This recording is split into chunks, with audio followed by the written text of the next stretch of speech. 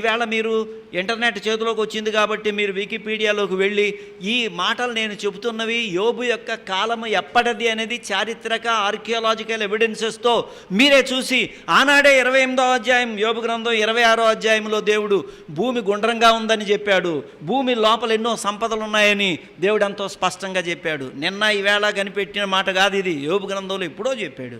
వాటిని ఎలా మనం ఉపయోగించుకోగలమో చెప్పాడండి. ఎలా చెప్పాడండి?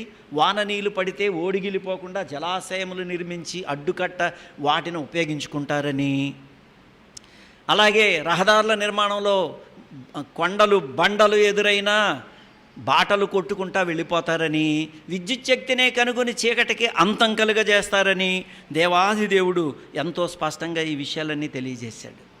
కాబట్టి దేవుని యొక్క అద్భుతమైనటువంటి ప్రణాళిక ప్రకారం ఈ భూమిని ఆయన సృష్టించాడు. ఎంత సైన్స్ దానిలో ఉందో చూడండి. నెక్స్ట్